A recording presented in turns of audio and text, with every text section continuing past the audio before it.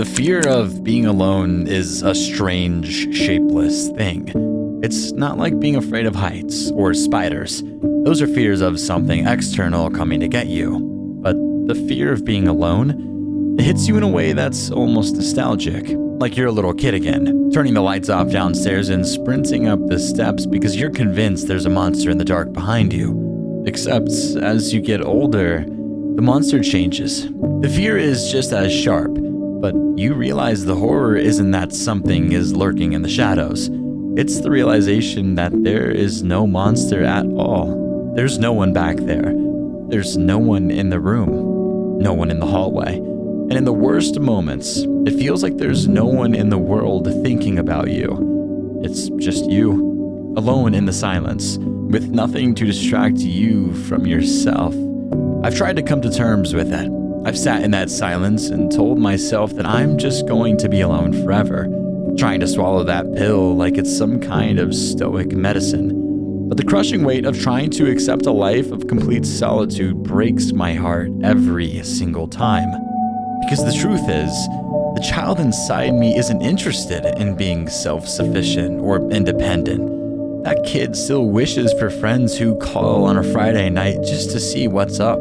I still long for that classic cinematic life where you stay up too late around a bonfire until everyone falls asleep in the grass, smelling like wood smoke and cheap beer. I want to be the person people notice is missing.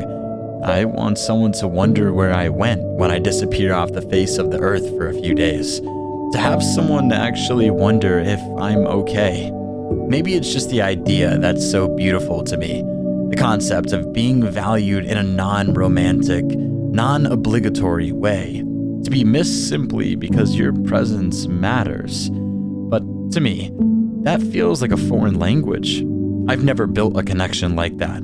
So even imagining I'm worthy of it feels selfish. Like I'm asking for too much from a world that's already given me its answer. I remember one night back in college that really cemented this for me. Usually, I'd try to force it. I'd surround myself with the noise of parties or friend meetups just to feel like I was part of the equation. But deep down, I knew the math didn't add up. I was the guy people had around because I was manageable. I was never anyone's first option. I was the friend where, if I stopped showing up, no one would even bat an eye. I was the one who wasn't in the group chat until someone slipped up and mentioned a joke from it while I was in the room.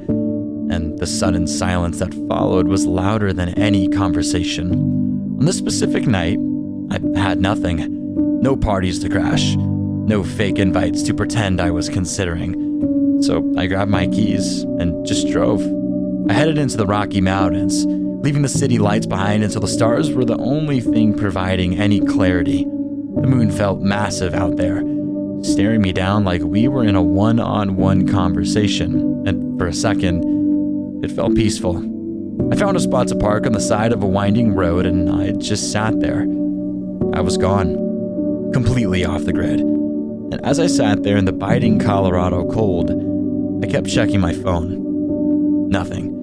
No one texted to see where I went. No one even knew I was gone. On a Saturday night, in the prime of my youth, I had effectively vanished. And the world didn't skip a beat. It made the pain so much worse because it proved my worst fear. I was invisible even when I was standing right in front of people. It showed me how little I mattered to the people I had labeled as friends. That was the night I realized I couldn't keep waiting for someone to give me permission to live. I was stuck in this fairy tale dream, waiting for a cast of characters to show up to start the story. But the stage was empty. I decided right then that I would change. I wouldn't be a bystander anymore. I'd make my own decisions, find my worth, and learn to be comfortable in that silence. And I did. I learned my worth. I grew up. But here's the thing they don't tell you about learning to be alone. There is no amount of not caring that actually makes it better. You can become the most self-reliant, confident version of yourself, but that doesn't fill the empty chair across from you. No matter how well I handle the silence of my room at night, the realization that there is always silence in my room never gets easier. it just gets slightly less annoying to deal with.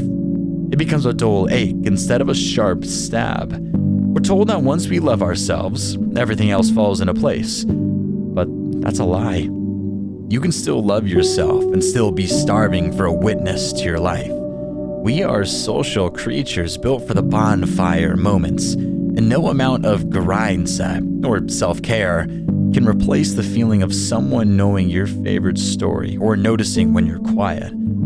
So I continue to sit here, night after night, in the same room. I'm better at it now, sure.